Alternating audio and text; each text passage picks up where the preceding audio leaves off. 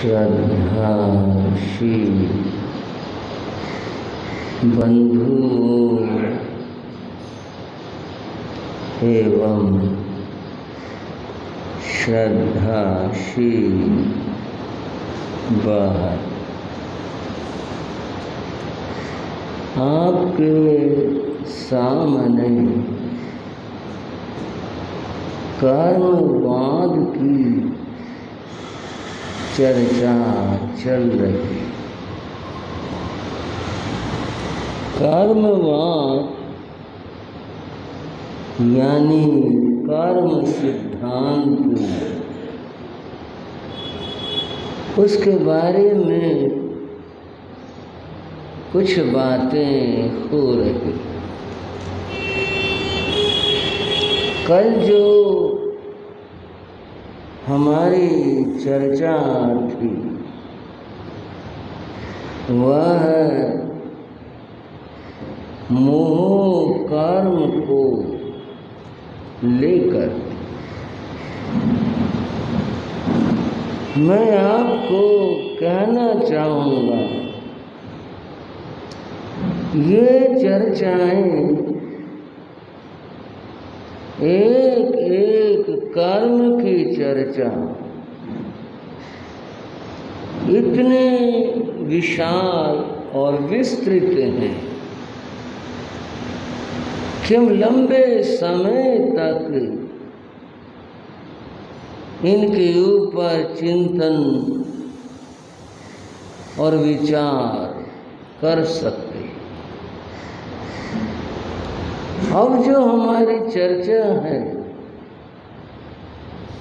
ये केवल एक परिचयात्मक कि इस कर्म का क्या मतलब है और इसके क्या कार्य हैं, इस कर्म के उदय से क्या होता है। ये बड़ी सहज आसान छोटी चर्चाएं चल रही। आज हम आयुष कर्म की कुछ बात करें। पांचवा जो कर्म है इसका नाम आयुष कर्म है। क्या नाम लिया? इसको हम उम्र भी कहते, आयु भी कहते हैं। ये आयुष कर्म क्या है और क्या कार्य करता है, आज हमने इसे जानना।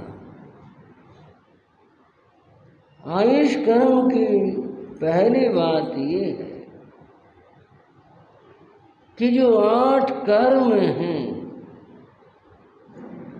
उनमें से आयुष कर्म को छोड़ करके शेष जो 7 कर्म हैं उनका बंध निरंतर चलता है। 7 कर्मों का बंध हमेशा चलता है, भोग भी चलता है और बंध भी चलता है। लेकिन आयुष कर्म का बंध एक बार होता, बार बार नहीं होता। जीवन में एक बार आयुष कर्म बंधता है और वह भी अगले आगे के जन्म के लिए बंधता। इस जन्म में जो हमारी आयु है, जो आयुष कर्म है, ये हमारा पूर्व जन्म का, पिछले जन्म का वहां का बांधा हुआ है और अब उसका उदय काल चल रहा है। अब उदय में ये आयुष कर्म का क्या और मामला है भाइयों, कुछ और भी समझो आयुष कर्म के बाद। आत्मा और शरीर ये दो निश्चय दृष्टि से अलग अलग चीज है। शायद आप कहेंगे अलग कहाँ से, साथ ही तो मैंने एक शब्द लगा दिया, निश्चय दृष्टि से। ये दोनों अलग अलग।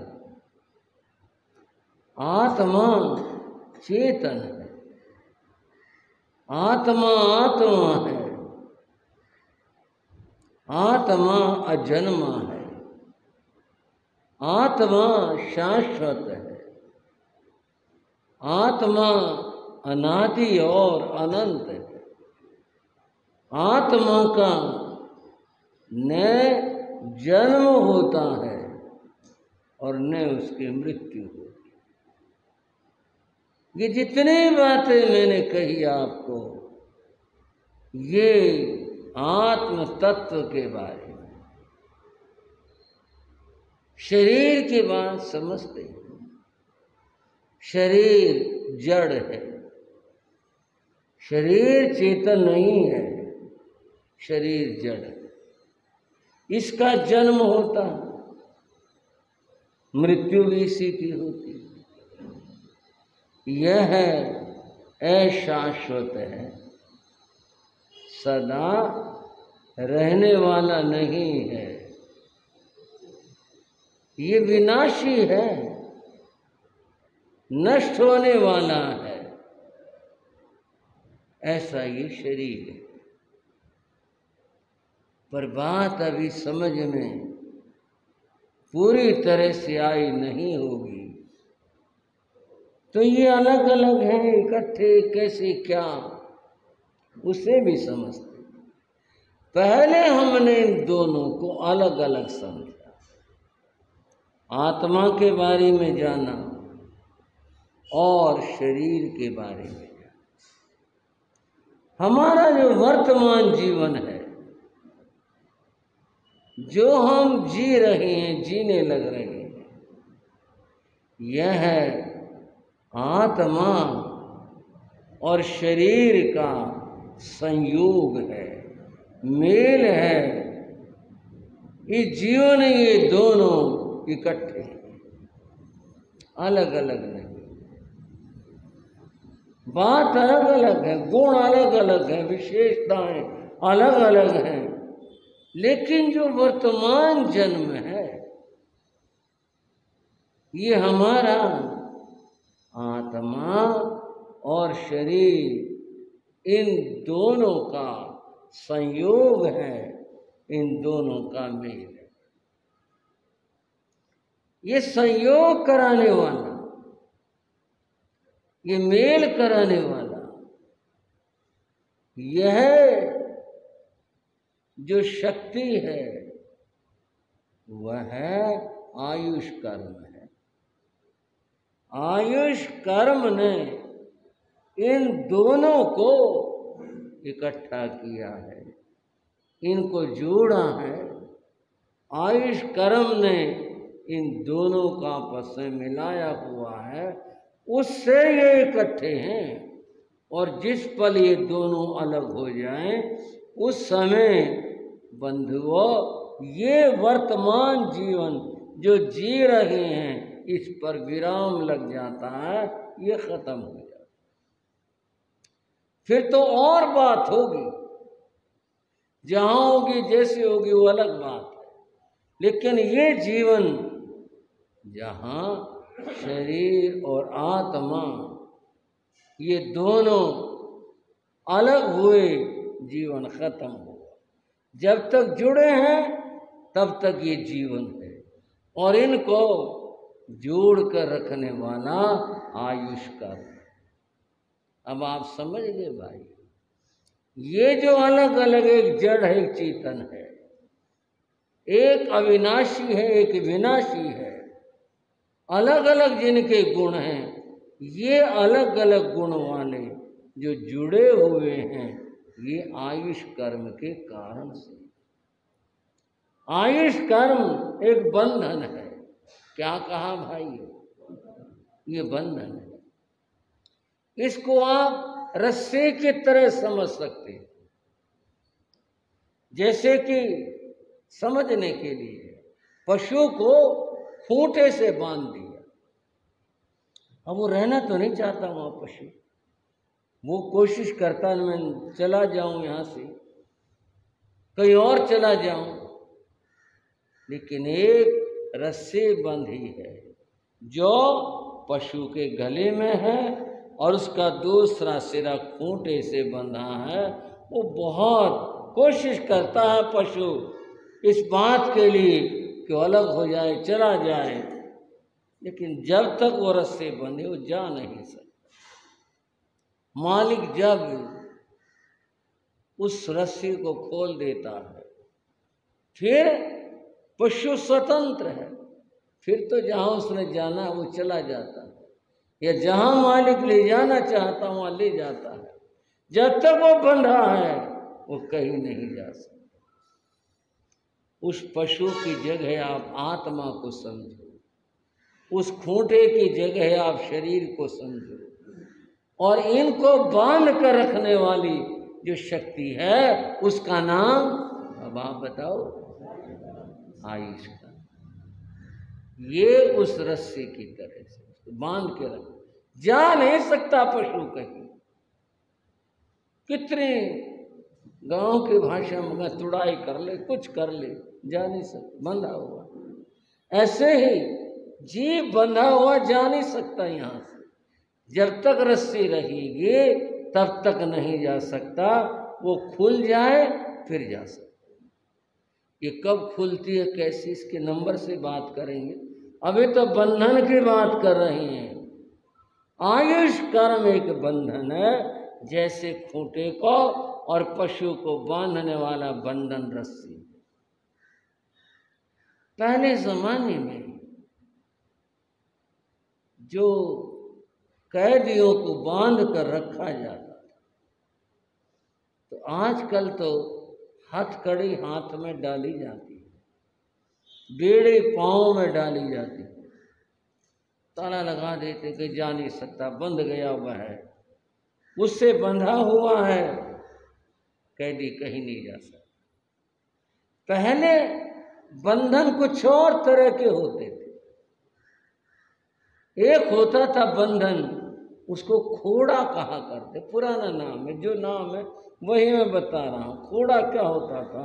एक बड़ा लक्कड़ होता था, भारी सा बड़ा लक्कड़, उसमें छेद करवाया जाता, थोड़ा संकड़ा होता था, छेद कारीगर से करवाया जाता था, पुलिस के काम में ये।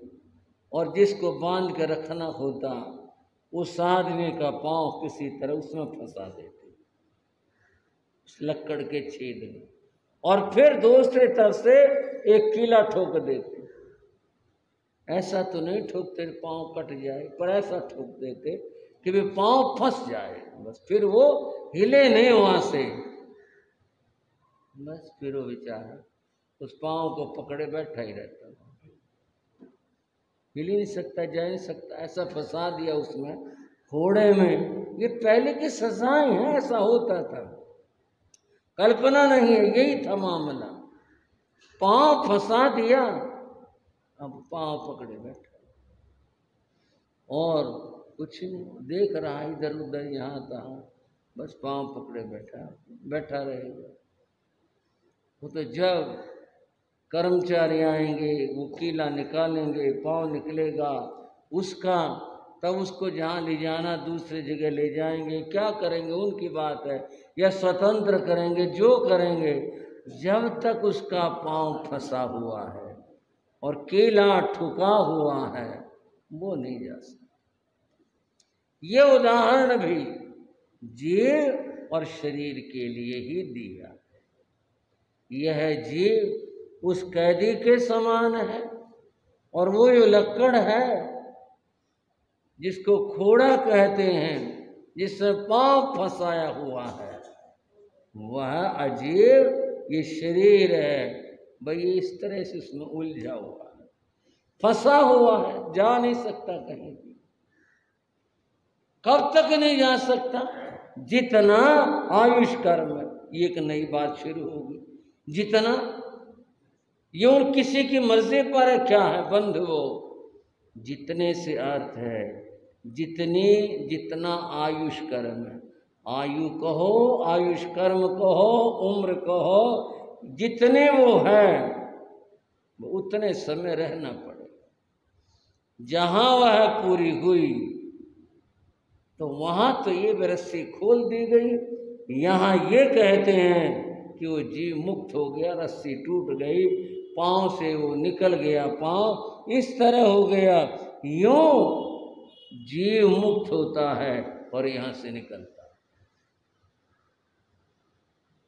जीव निकला और कहाँ गया ये भी आगे की बात है। कहाँ जाएगा, क्या होगा, अभी इतना ही समझ लो, घोड़े में से पांव निकल गए, रस्सी खुल गई, जीव आत्मा अब स्वतंत्र है। यह आयुष कर्म जीव को ऐसे बांधे रखता है, ये कहीं भी जा नहीं सकता। ये पांव फंसाया किसने, रस्सी बांधे किसने? रस्सी के तो समझ में आ गई, घोड़ा भी समझ में आ गया कि उसका पांव फंस गया और रस्सी बांध दी। ये बांधी किसने? बांधने वाला कौन है? यह है भाइयों, यह जीव स्वयं है। यह जीव स्वयं है अपने आप। इसी ने बांधा, इसी ने किया। पहले के कुछ प्रयोगों की बात बताता है, तो शिकारियों की बात, पाप की बात समझने की। पहले एक संकड़ा सा घड़ा लेकर, जिसका मुंह छोटा होता, उस समय दाने अनाज भर करके शिकारी लोग, बंदर पकड़ने वाले लोग उसको रख देते। बंदर आता, दाने इधर उधर बिखरे होते उठा के खा लेता, फिर उसमें देखता कि इसके अंदर भी है, और वो इस तरह से उसको रखते थे कि वो उल्टा ना हो कि दाने निकलें। उसको जमा करके बांध के जैसे भी रखते होंगे उस घड़े को, जिसका मुंह छोटा होता था, और वो अंदर से दाने निकालने के लिए बंदर उसमें हाथ डाला, अंदर तो दाने थे, उसने मुट्ठी भर ली। मुट्ठी भर ली तो हाथ का जो परिमाण और साइज है वो बड़ा हो गया, उस घड़े के मुख से बड़ा हो। अब बाहर निकाले तो मुट्ठी हट गई। अब उसकी स्थिति क्या है? बंदर उछलता, कोशिश करता, लेकिन वो मुट्ठी नहीं खोलता, क्योंकि उसने पकड़ा हुआ है उन दानों को। दाने उसकी मुट्ठी में, मुट्ठी बनी हुई है, इसे निकाल नहीं सकता। बंदर पकड़ने वाले शिकारी, जो उनको जैसा पाप करना है वो आते हैं, पकड़ ले जाते हैं। वो जो वहां फंसा, बंधा, किसने बांधा, किसने क्या किया? अपने मुट्ठी से वह स्वयं फंसा। कहाँ? बंदर जो बांधी मुट्ठी पड़ा है पराए वश, कूप में निहार सिंह आप कूद पड़ो है। ऐसे ही जीव इस मोह माया और कर्मों के कारण से, इस आयुष कर्म की ऐसे स्थिति बनती है, उसको बांध लिया और ये बंधा।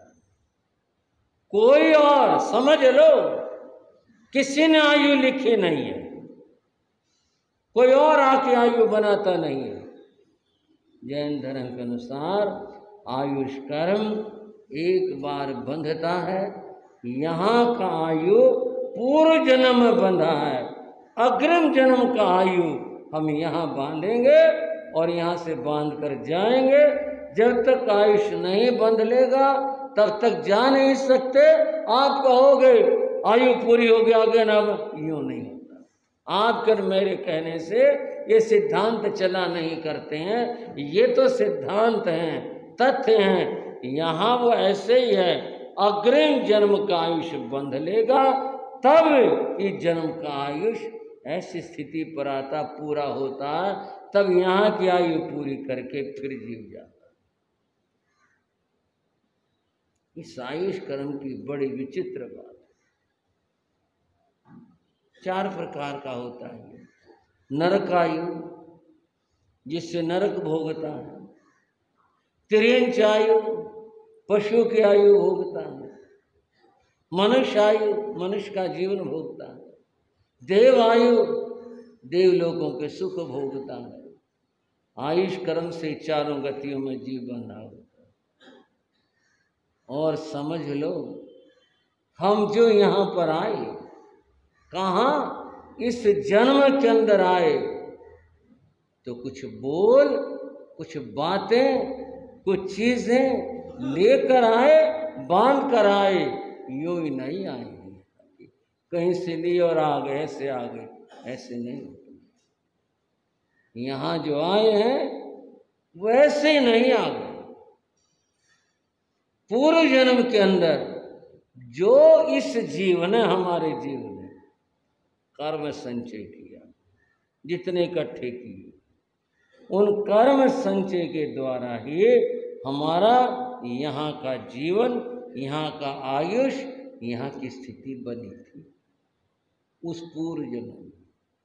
उनमें से पहली बात है गति, जाना कहाँ है। भाई ये समझ में आ रही है बात? श्राव को है तो बात ज्ञान समझने का, लेकिन कितना समझ पा रहे हैं ये अलग बात होगी। बात समझने की पहली बात, जहां से हम आए हैं वहां हमने अपने कर्मों से ही बांधा कि हम जाएंगे कौन सी गति में। ऐसी स्थिति नहीं है कि हम बैठ के सोचें और हमारे को ये छूट मिल जाए, देख लो भाई, पसंद कर लो कहाँ जाना तुम। ऐसा नहीं होता। हमारे पास कर्म कितने थे? जिस आदमी के जेब में जितने टके होंगे उतने की चीज खरीद के लाएगा। टके तो हैं जेब में थोड़े से, और जाकर के हाथ लगाए किसी महंगी चीज को, भाई ये दे दो, कौन दे देगा? टके तो थोड़े से हैं। और क्या स्थिति है, कर्म कैसे हैं? नरक में जाने के, और यूं चाहे स्वर्ग में चले जाएं, कहां से चले जाएंगे? जैसे कर्म वहां थे उसके अनुसार गति बंधती है। और समझ लो, जैसे यहाँ के कर्म इकट्ठे किए हैं ना, जो यहाँ पर हमने, वैसी आयु बंधेगी आगे।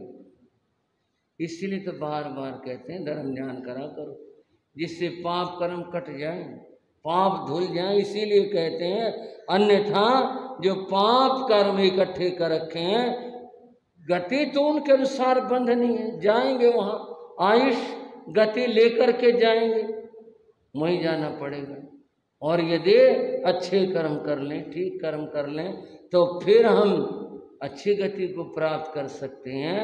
अतएव अपने कर्मानुसार ही आगे की गति बंधा करती है। अपने कर्मानुसार जो यहाँ हमारे पास कर्म है, उनसे आगे की गति बंधेगी। और कोई नहीं आएगा, चल भाई तेरे को भेज दिया वहाँ, ऐसे नहीं। क्यों कोई भेज दे और क्यों बुरा करने लगा, अच्छी जगह ना भेज देगा, ऐसा नहीं। अपने कर्मानुसार, पीछे जो हमारे कर्म से, उनके अनुसार हमारी गति बंधे और हम यहाँ आए, इस जगह पर आए। ये क्या क्या बंधती हैं बातें। गति पहले बंधती, वहाँ बांधी। गति के साथ में जाति बंधती है। ये जाति ये वाली नहीं, भैया अमुक जाति का ये क्षत्रिय ब्राह्मण, ये नहीं जाति। एक इंद्रिय बेंद्रिय आदि जाति है। कौन सी में जाएगा? ये पंचेंद्रिय में जाएगा, चौंद्रिय में जाएगा, उसके अनुसार गति भी सेट होगी। चौंद्रिय में जाएगा तो ये त्रियंच गति का जीव होगा। ये सारी बातें बंधा करती है। और बंधुओं, है बड़ी समझने की बात, स्थिति वहां से यहां कितना समय रहेगा? हो सकता पल भर को आयर जब चला जाए, हो सकता है 100 साल की आयु लेके आया, हो सकता है यह 50 साल की आयु लेकर के आया। जितनी आयु लेकर आया उतनी स्थिति तक रहेगा, यहां कम ज्यादा नहीं होगी। आयु जितनी बांध कर लाए हैं, श्रावक हो श्राविक हो, ये सब विज्ञान है, कर्म विज्ञान, जान लो समझ लो, कुछ भ्रम दूर हो जाएंगे। वहां से आयुष बांध कर लाए हैं, उतनी ही रहें, उतनी देर रहेंगे, उतने समय रहेंगे, भोगेंगे नहीं। ये कि कम हो जाए, ज्यादा हो जाए, कुछ हो जाए, कोई सिफारिश काम कर जाए, कुछ नहीं करे। आपकी सुनी हुई बात केवल याद दिलाने के लिए। भगवान महावीर के निर्वाण की वेला थी। भगवान उस समय धर्म देशना दे रहे थे। कौन? तीर्थंकर महाप्रभु भगवान महावीर 24वें तीर्थंकर धर्म देशना दे रहे थे। उस समय की बात, इंद्र महाराज आए, खड़े हो भगवान के आगे हाथ जोड़ एक प्रार्थना की, भगवान आप अपनी आयु 2 घड़ी के लिए बढ़ा ले। कितनी मांगी? 2 घड़ी 48 मिनट। इतनी आयु आप बढ़ा लें।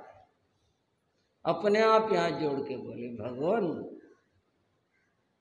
इस समय जो आकाश की ग्रह स्थिति चल रही है, उसके अनुसार जो आपका धर्म संग है, इसके ऊपर कष्ट है। ये कष्ट है कर्मानुसार, ये तो जानने का साधन है। भस्मक नामक एक ग्रह इस समय संघ की राशि से गुजर रहा है और इसका परिणाम होगा संघ पर बहुत कष्ट रहेगा। अगर ये निकल जाए, और कब निकल जाएगा? आप 2 घड़ी, केवल 2 घड़ी आप आयुष बढ़ा लें, ये निकल जाएगा। आपका संघ उन्नति और उन्नति, महान उन्नति करेगा। ये कृपा प्रार्थना किसने करी भाइयों? इससे बड़ा व्यक्तित्व अब हम कहाँ से लाएं ढूंढ करके? चलो मनुष्य मत राजा, राजा ने बात कह दी हो। ये तो इंद्र महाराज की प्रार्थना थे, किसी छोटे मोटे साधारण आदमी की प्रार्थना थे। और प्रार्थना किससे करे? महाप्रभु से। उनसे प्रार्थना करें। उनसे बड़ा, उनसे आगे तो कुछ हो ही नहीं सकता। उनको तो हम क्या शब्द ही नहीं हमारे पास में, सर्वशक्तिमान कहें उनको, महाप्रभु, केवल ज्ञानी, सब कुछ उनसे प्रार्थना करे, केवल 2 घड़ी आयु बढ़ा। ये प्रार्थना। तब भगवान ने कहा, इंद्र ऐसा न तो पहले हुआ, न आज हो सकता है, न भविष्य में कभी होगा, जो इस तरह से आयु को बढ़ा लिया जाए। ये बढ़ाई नहीं जा सकती। जितने बांध कर लाए हैं, ये तो उतने ही रहे। भगवान ने, महाप्रभु ने भी इस बात के लिए स्पष्ट निषेध कर दिया, ये नहीं हो सकता। कुछ लोग कहते हैं हाँ बढ़ तो नहीं सकती, घट सकती। कुछ कहते हैं बढ़ भी जाती है, घट भी जाती है। जैन सिद्धांत के अनुसार, निश्चय न्याय के अनुसार, आयु जितनी है उतनी ही रहती है, वह घटती और बढ़ती नहीं है। वह तो जितनी है उतनी ही रहती। भगवान ने कहा ये नहीं हो सकता। भगवान ने यूं कहूं अपनी आयु बढ़ाई नहीं, बढ़ा नहीं सके, ये हमारी अज्ञानताएं हैं। भगवान ने सिद्धांत बता दिया, आयुष न घटती है और न बढ़ती। ये तो जितनी है जीव की उतनी ही रहती है। अब आप सोचो, तीर्थंकर भगवान जिसके लिए ये कह रहे हैं ये नहीं बढ़ाई जा सकती। जीव गति बांध कर आता है, जाति बांध कर आता है, और जीव स्थिति बांध कर आता है। स्थिति कितने समय रहना है वहां पर। आजकल एक रिवाज है, मैं तो कोई इसके बारे में कुछ नहीं कह रहा, जो रिवाज है बता रहा हूं। भाई किसी को मकान किराया देते हैं, पहले लिखवा लेते हैं किरायानामा, भाई कितने दिन का। हाँ जी, 12 महीने भी नहीं, 11 महीने के लिए 11 महीने पहले लिखवा लेते हैं। और 11 महीने के लिखवाने पर कानून से हाथ मजबूत हो जाते हैं। अगर ना नौकर करे तो फिर पुलिस है, कर खाली भाई। ये पहले ही किसी और से नहीं लिखवाया, उस अपने कर्म के कारण से स्थिति का बंद होता है। इतना समय रहना यहाँ पर इस शरीर के अंदर, इतना समय रहना, और उतने ही समय फिर जीव रहते हैं। जब ये कोरोना काल चला और जब ये बड़ा भारी देश में और विश्व के अंदर इस बीमारी ने आतंक मचाया, बहुत सवाल आए, बहुत सारे प्रश्न आए कि ये धर्म क्या कहता है इसके बारे में।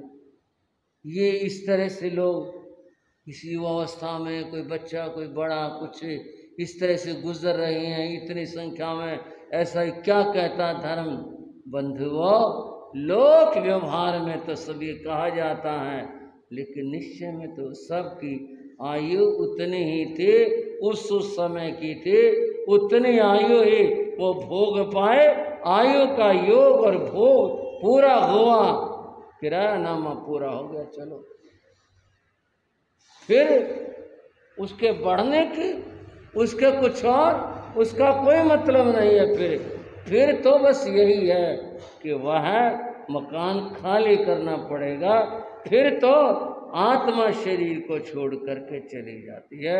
फिर वो सवाल कहाँ जाएंगे। जाने से पहले अगले जन्म की आयु बंद स्थिति सारे पहले से बंद लेती हैं, तभी मकान खाली होता है। किराएदार भी अगला मकान पहले देख के आता, चाहे वो 10 महीने पे देख का है, चाहे 8 महीने में देख का है, चाहे 15 दिन पहले देख का है, भाई खाली करना, वहां जाएंगे। यहाँ से आगे तो मकान मिले नहीं और यहाँ से खाली करना पड़े, कहाँ जाएगा, कहाँ खड़ा होगा सड़क के ऊपर। पहले ही अगले जन्म की आयुष बंद ले दी, और वो कर्मानुसार बंद थी। जो हम कह रहे थे अभी, इन कर्मों की बात को हम पीछे से बांध करके लाए हैं यहाँ पर, इसलिए यहाँ आए, एक अवधि के लिए आए, इतना समय रहेंगे, उससे ज्यादा नहीं। उर्दू के एक विचारक ने कहा, आए जहां में, संसार में आए जहां में, साथ आई अजल मृत्यु, साथ ही साथ आली। संसार में आए थे, मृत्यु पीछे पीछे लगी रही। आए जहां में, साथ आई अजल, हाय दुश्मन पीछे पीछे हो लिया, वहीं से साथ लग लिया। जिस समय बंधु हो वो पिछला जन्म छूटा, अगला जन्म शुरू हुआ, अगला जन्म शुरू होते इस जन्म की आयु का भोग शुरू हो गया। और तो और क्या, यहाँ की तो बात क्या, वहां से यहाँ आने में भी जितना समय लगा, बहुत थोड़ा सा समय लगता, वो आयु भी इसी में से कटेगी। अभी तो पहुंचे भी ना, वहीं से चालू हो गया काम। मीटर डाउन टैक्सी वाले ने वहीं से कर दिया, कहाँ से, जहाँ से उसे अपने टैक्सी चला, लो जी चालू होगा काम अपना। वहीं से इसका भोग शुरू हो गया, वहीं से इस समय बीतना शुरू हो गया। इस तरह से हम जो बांध कर लाए थे, वो इस तरह से बस भोगना शुरू हो जाता है, और भोग पूरा हुआ फिर ये छोड़ना पड़ जाता है। आयुष कर्म थोड़ा सा भी और समझने वाला है, यह काल मृत्यु क्या होती हैं, जैन धर्म इनका क्या स्थान है, और आयु की और बातें क्या हैं, कुछ बातें समझ लेंगे, कोशिश कर लेंगे अगले समयों में आज मैंने ये बताया, आत्मा और शरीर को बांध करके रखने वाले रस्से रज्जू खोड़ा, ये आयुष कर्म है जो बांध कर रखता कि जाने नहीं देता, उतने समय तक रहना ही पड़ेगा, इसका काम है। और क्या काम, क्या स्थिति है, अगले समयों में। आज की चर्चा इतनी है। और अब उन महापुरुषों की बात करते हैं जिनको हम क्या कहें, मृत्यु विजेता कहें, जिनको हम महान ज्ञानी कहें, क्या शब्द कहें जिनके लिए, वो तो उनका जीवन और चरित्र ही बताता है। मिलकर बोलेंगे, जिन शासन गौरव गाते हैं, जिन शासन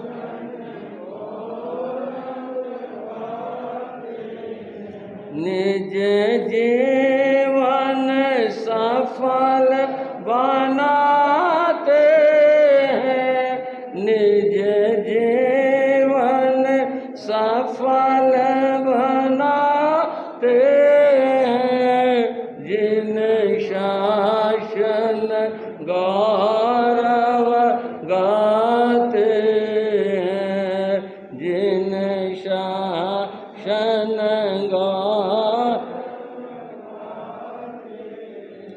द्वादश वर्षी दुष्काल पड़ा, द्वादश वर्षी दुष्काल पड़ा, मुँह बाय चतुरधिक काल खड़ा, मुँह बाय चतुरधिक काल खड़ा, सब हाहाकार मचाते हैं, सब हाहाकार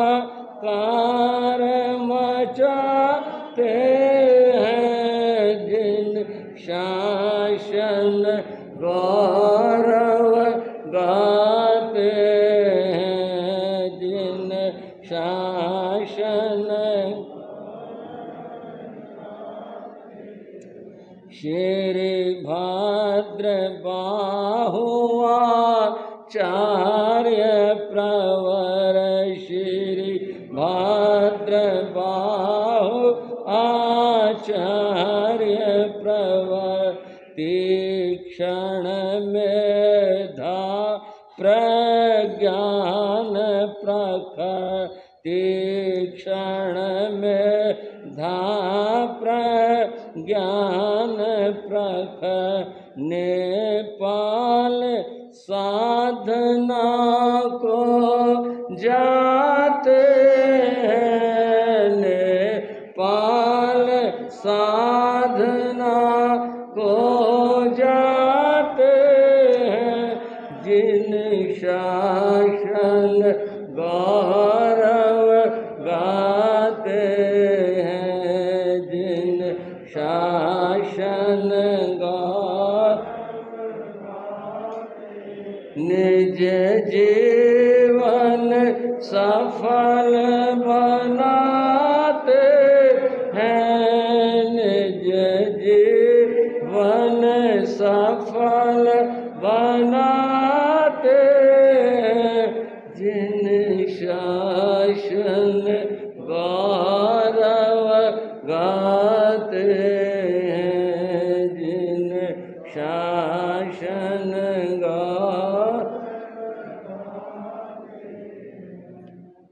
श्री भद्रबाहु स्वामी का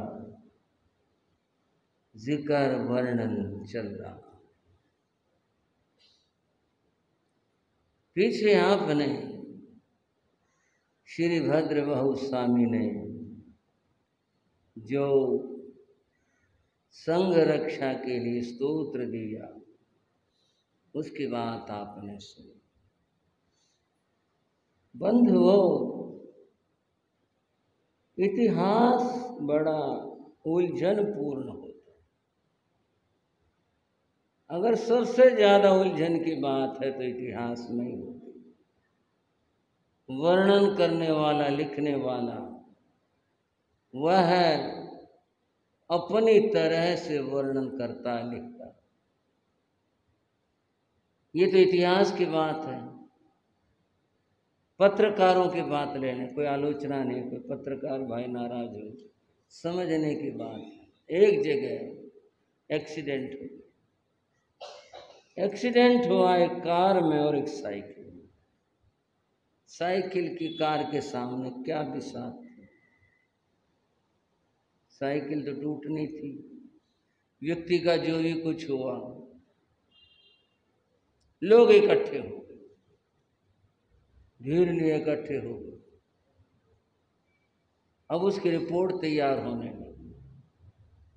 एक तो रिपोर्ट ये तैयार हुई, एक गाड़ी वाले ने साइकिल वाले को टक्कर मारी, साइकिल वाला जो भी कुछ हुआ ये हुआ। एक ने तो ये रिपोर्ट बनाई, दूसरा रिपोर्ट बनाई, कार और साइकिल का एक्सीडेंट हुआ, साइकिल वाला रॉन्ग साइड था इसलिए एक्सीडेंट हुआ। क्यों जी, पहली बात और दूसरी बात में बड़ा फर्क हो गया। दूसरे में तो केस ही नहीं बनेगा, ये कहते रॉन्ग साइड था, वो फिर तो बहुत ही फर्क पड़ गया पहली और दूसरी बात में। एक खड़ा हुआ तीसरा आदमी क्या कहता है, अरे भाई, ना टैक्सी वाले का, कार वाले का दोष, ना साइकिल का, सब कर्म की बात। ये और ही बात हो, हर आदमी अपनी बात अलग अलग तरह से प्रस्तुत करता है। इतिहास में भी ऐसी बहुत सारी बातें हैं जिनमें मतभेद है।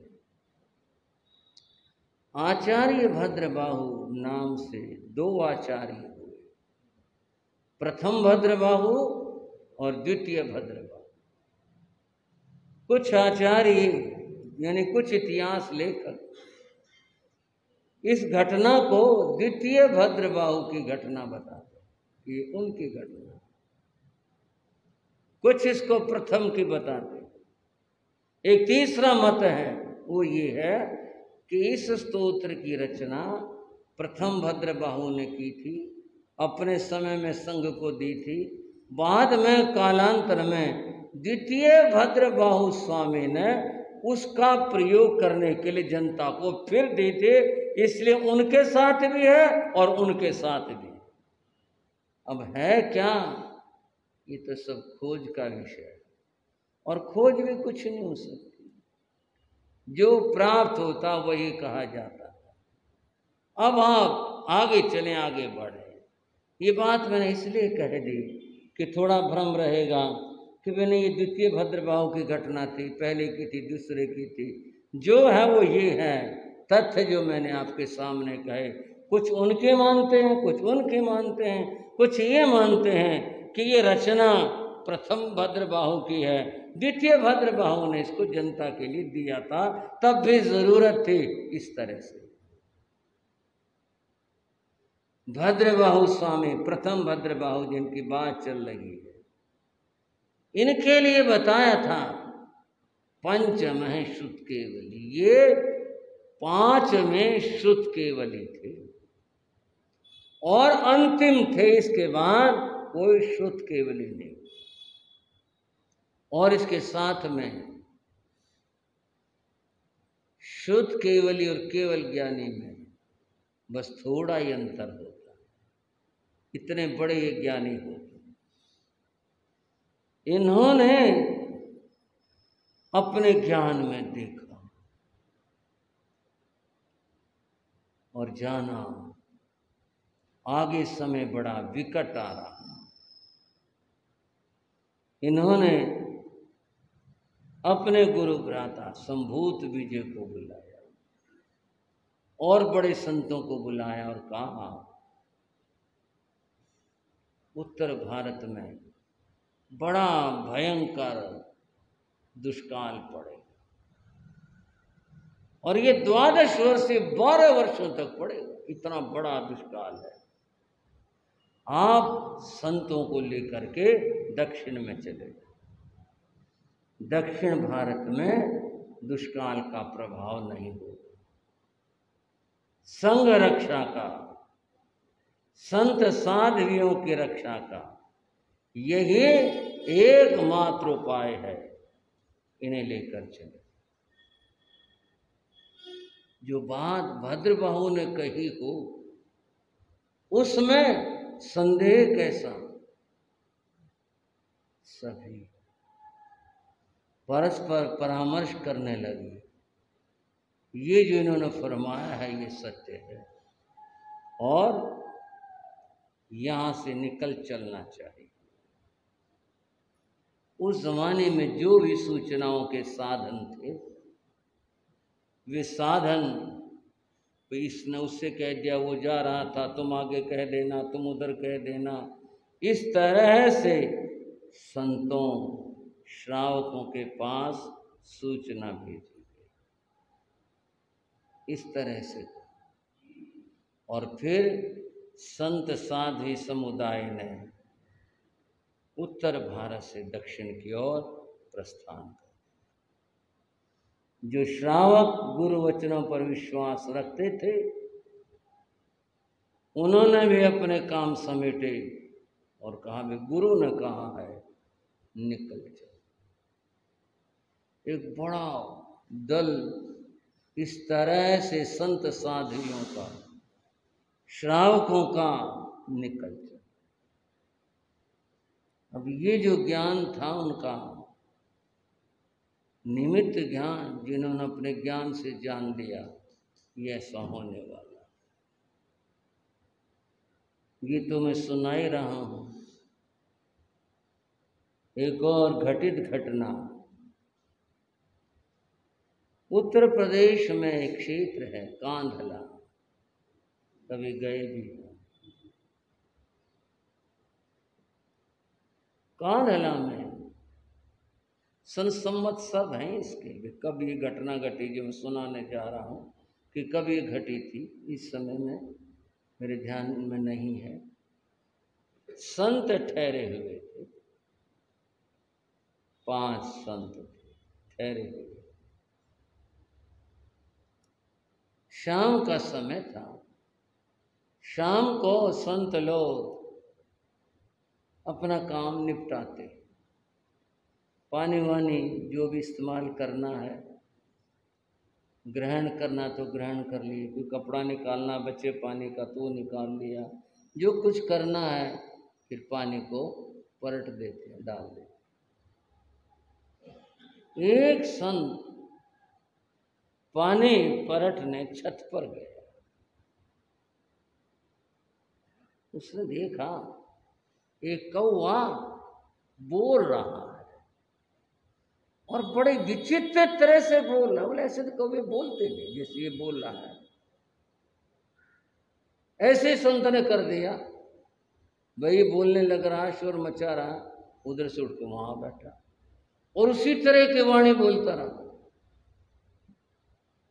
वो संत नीचे आए, उन्होंने गुरु से कहा, गुरु महाराज आप देखो तो कौवा पता नहीं क्या बात है, किस तरह से बोल रहा, गला फाड़ फाड़ करके, उसकी वाणी और तरह की है।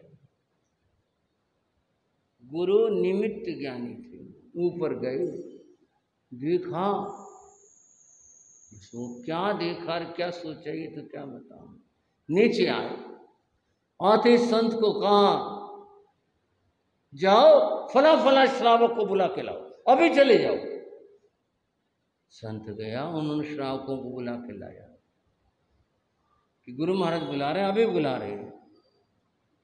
श्रावक आए, गुरु महाराज ने कहा, सतियां ठहरी हुई हैं, विराजमान थी, अभी 2 श्रावक जाओ और सतियों को 2 कोस दूर गांव में छोड़ के आओ, बिहार करा दो। बोले महाराज शाम का समय, तब तो वहां दिन छिप जाए। नहीं नहीं अभी ले जाओ, अभी जाओ। गुरु की आज्ञा। वैसे तो समझदार श्रावक चाहे आज हो चाहे कल हो, गुरु वचनों को महत्व देते हैं। गुरु महाराज ने कहा, और तब तो और भी ज्यादा इस बात में गुरु ने कह दिया। 2 श्रावक गैर जाति सती जी महाराज जो विराजमान थी, जितने ठाने कहा कि गुरु जी क्या गया, अभी चल दो, सामान उठाने की जरूरत नहीं है, बस चल दो जैसे खड़ी हो। ऐसी क्या बात होगी, बस चल दो। और वो 2 श्रावक उन साधुओं को बिहार करा के ले गए। वहाँ से पास में गांव था, वहाँ ले गए, चले गए। जो श्रावक रहे, गुरु महाराज ने उनसे कहा, भाई शहर पर भारी मुसीबत है, तुम श्रावक भी जितने हो, जो शहर छोड़ सकते हो निकल जाओ। और तुम्हें नहीं, जो तुम्हारा अड़ोसी पड़ोसी मित्र प्यारे, इसमें कोई ऐसा नहीं भी जैन और अजैन की कोई बात हो, जो हो तुम जिसको कह सकते हो कह दो और निकल जाओ। बोले महाराज आप भी चलो, बोले ये तो हम देखेंगे, तुम ऐसा करो। तो श्रावक इकट्ठे हो गए, महाराज कह रहे हैं रात में कोई भारी मुसीबत आएगी, चलो भाई। बहुत सारे श्रावक निकल गए, और भी जो लोग थे वो भी निकल गए। कुछ ऐसे भी थे, बोले बहम हो रहा है कि मुसीबत पड़ेगी ऊपर से, क्या बात हो रही है, ठीक ठाक है सब कुछ, अमन चैन है, क्या भूचाल आएगा, आएगा तो वहाँ नहीं आएगा, यहीं आएगा। बहुत सारे नहीं गए, बहुत सारे निकल गए। रात 9 बजे संतों ने फिर बुलाया और बुलाकर कहा, घोषणा करवा दो, जो लोग शहर में हैं वो सारे छिप कर बैठ जाए, कोई आवाज ना करे, जरा सी भी, बच्चे की भी आवाज ना हो, ये भी घोषणा करा दो। लोगों ने कहा, भाई है तो कोई बात, साधु कह रहे हैं। बंधुओं लोग छिप कर बैठ गए। अहमद शाह अब्दाली, जिसका इतिहास में नाम है, आप पढ़ सकते हो उसको। अहमद शाह अब्दाली जो लुटेरा था, जिसने भारत पर आक्रमण किया था, उसकी फौज लूटपाट करती हुई रात को कांधला में पहुंची। शहर में घुसे और शहर में घुसते ही जो कोई मिल गया बाहर उसी को मार। घरों में झांक के देखा, लोग छिप गए थे, कोई नहीं मिला। बोले भाई लोगों को पता लग गया, लोग छोड़ के भाग गए। और जो आदमी छोड़ के भागा है वो क्या छोड़ के गया होगा, यहाँ धन माया, चलो निकलो। शहर में से फौज होकर के गुजर गई, कुछ नहीं हुआ। दूर आगे जा करके उन्होंने अपना डेरा डाला। जब ऐसा हो गया, फौज चली गई, घोड़ों की आवाज़ें, पैदल चलने की आवाज़ें सब खत्म हो गई, तो लोगों ने बाहर निकल के देखा, भाई अब तो थी तो कोई मुसीबत, ये नहीं पता क्या थी मुसीबत, चलो दूर हो गई। खुशी में आकर के एक आदमी ने फायर कर दिया, ये मुसीबत दूर हो। फायर की आवाज अहमद शाह अब्दाली की फौज ने सुनी। बोले रहे थे मोर्चा लगाए बैठे लोग, यहीं कहीं छिपे हुए हैं। वो गए हुए वापस आ गए। तब तक लोग घरों से बाहर निकल आए थे, बस कत्लेआम मचा दिया। कितने लोग मारे गए उसमें कोई अंदाजा नहीं। और उनमें से 3 संतों को भी कत्ल कर दिया। एक संत छोटे थे, एक और बस उनको किसी तरह छोड़ गए। 3 को कत्ल, संतों ने संथारा कर लिया, लूटपाट की, जो करना था किया, बहुत लोग मारे गए और चले। अहमद शाह अब्दाली का कांधला पर आक्रमण इतिहास का एक पृष्ठ है। ऐसी कोई कहानी, कोई घड़ी बात नहीं है, ऐतिहासिक बात। बंधुओं, जिनको ज्ञान होता है वे लोक हित के लिए, लोक कल्याण के लिए ऐसा भी प्रयोग कर सकते। वैसे साधु को ज्योतिष का प्रयोग नहीं करना। लेकिन कोई लोक कल्याण की बात है। उन संतों ने लोक कल्याण के लिए कहा चले जाओ यहाँ से, पर नई बात मानी। आचार्य भद्रबाहु स्वामी ने कहा उत्तर भारत छोड़ दो, निकल जाओ दक्षिण को, यहाँ कोई ना रहे, और 12 वर्ष तक भयंकर दुष्काल पड़ेगा, आहार नहीं मिलेगा। बहुत लोग श्रावक दूसरे सब छोड़कर निकल गए, संत भी चले गए, संभूत विजय संतों को लेकर के निकल गए। खुद भद्रबाहु स्वामी उन्होंने निश्चय किया था मैंने साधना करनी है, वे भी छोड़ करके नेपाल चले, वहाँ जाकर मैं साधना करूँगा। और वहाँ पर उन्होंने अपने एकांत में जहाँ जिस गुफा में ठीक समझा वहाँ जाकर अपने साधना में लग गए। इस तरह से हुआ। आप जानना चाहोगे कब मिटा दुष्काल, क्या हुआ? जो हुआ वो अगले समयों की चर्चा